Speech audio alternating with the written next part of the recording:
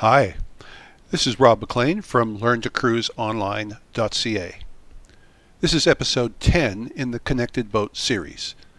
This episode deals with increasing your chances in distress with a focus on EPIRBS and personal beacons. Of course, 406 MHz EPIRBs have been around for many years now, but we're seeing some recent developments including better battery technology, integration of GPS so that location data is broadcast along with the emergency signal, and integration of built-in low-power homing beacon that is designed to help the rescuers zero in on your location. As well, their costs have come way down.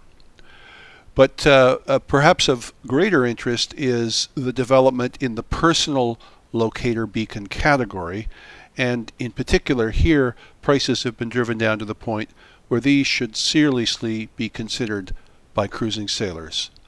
There's 4 categories of device that we want to quickly mention: radar search and rescue tracking devices, personal 406 MHz beacons, AIS man overboard, AIS SART devices with DSC, and personal satellite trackers that enable emergency notification.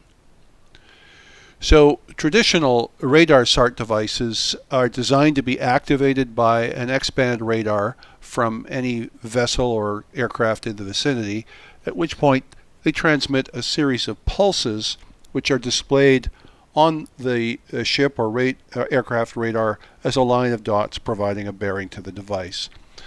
These devices are not personal locator beacons per se, but may be deployed by throwing them in the water after a crew overboard situation is detected, and may also be kept in a ditch bag for use in an abandoned ship situation. Some commentators are suggesting that this older technology is being supplanted by the newer AIS MOB devices we'll talk about in a second.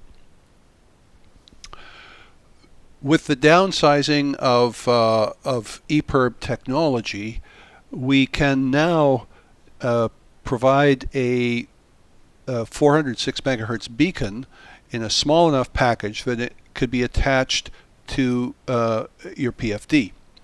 When manually activated, these send a 406 MHz signal to satellites and also have the lower power homing beacon on 121.5 MHz. These are not advertised as a replacement for the vessel's EPIRB, but are primarily designed to help locate someone who has fallen overboard.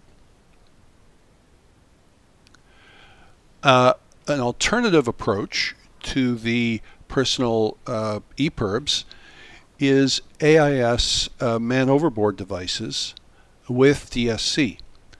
These devices, and there's a whole series of different brands available.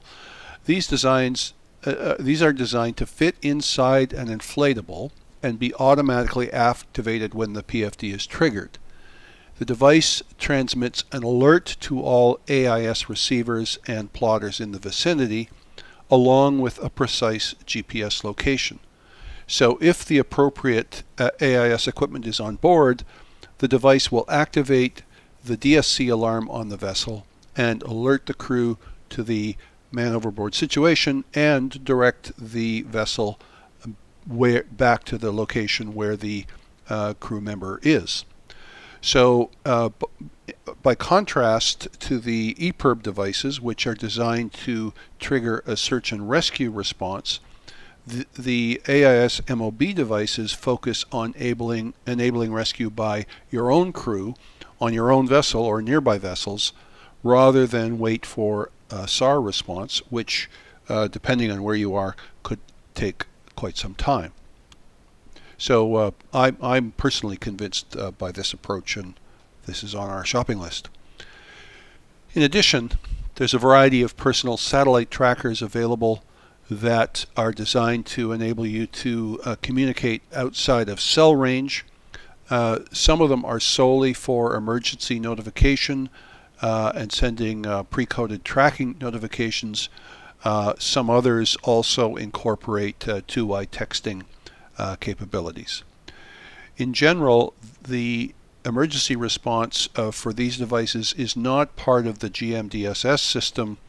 The network providers operate their own response centers, and the utility of these devices depends significantly on where you expect to be and what other devices you have on board, and also with the profile of the network coverage for these devices.